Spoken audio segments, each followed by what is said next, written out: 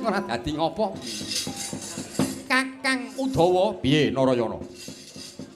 Aku karo kowe urip ana Widara Kandhang. Kowe tok ngerti to watakku? Aku ngerti watakmu. Bendina kuwi watakmu kuwi wonge ngeyel, dikandhani angel. Kuwi kowe. Tur aku karo kowe iki glundang-glundung wong loro. Ning nyatane dewasane kowe saiki wis muda kok rasaku jane ora condong karo kowe Narayana. Lho, ora condong bab apa?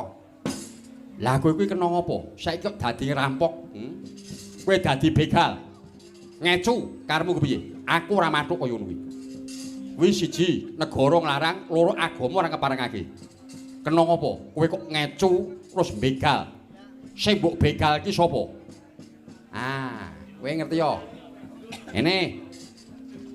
Anane aku ki mau dadi rampok kuwi mau ora tak nggo mukti dhewe, ora tak nggo mukti dhewe. Sing tak begal ora sadengahe menungsa ki ora. Sing tak rampok ora sadengahe wong sugih ki ora. Lah sing mbok rampok sapa? Sing tak rampok pegawe negara Mandura. Lho kok pegawe negara Mandura sing mbok rampok iki karepmu kepiye? Ayo coba pikiran. Aku karo kowe urip ana desa lho. Aku ki karo kowe urip ana desa. Kowe mestine krungu. Yen tarikane pajak-pajak ing desa-desane dhewe iki mu gedhe banget. Mula nganti wong tani, wong desa nganti ora iso pajak nganti yen pajak adol sapi, adol kebo. Ana sing dodolan sawah mung dienggo pajak karo negara. Sing dipandhegani karo wong-wong sing ora tanggung jawab kae. Mula aku ora seneng kaya ngono kuwi. Jroning atiku aku ora seneng, mula tak rampok, mula anggere ana sandangan apik dadi pegawe tak woplok diase modar.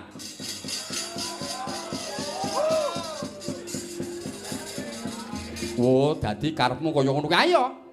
Lah duwite terus mbok klumpukke arep mbok urip dhewe kowe ben sugih ngono. Ora ngono. Lah piye? Aku ora watak, aku wis pengen sugih pribadiku ora.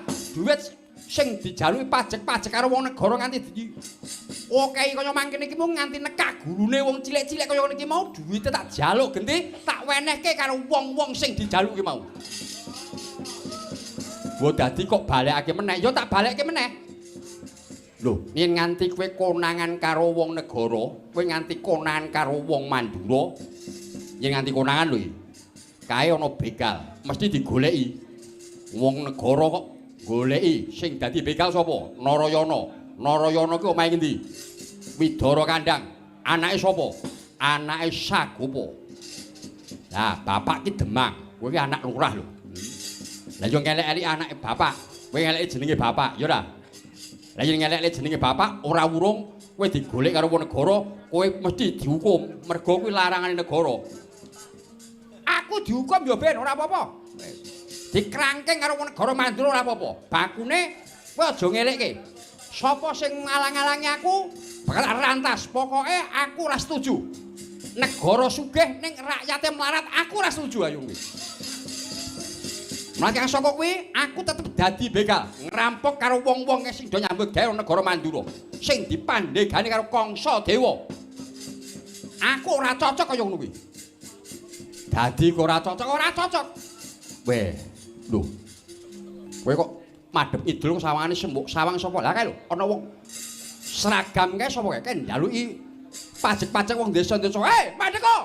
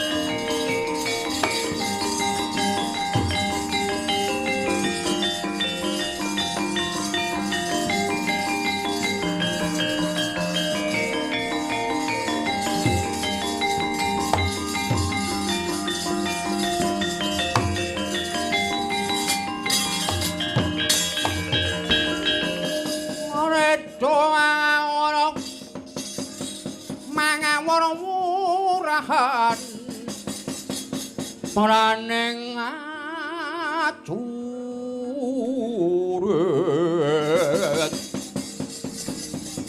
wak makuru kongso tatakaya bodolo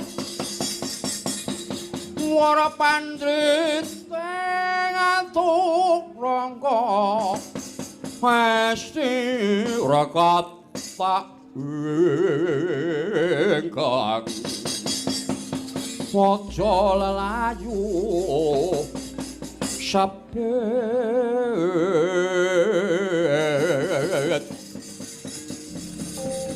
kowe wong negara ya lho sapa iki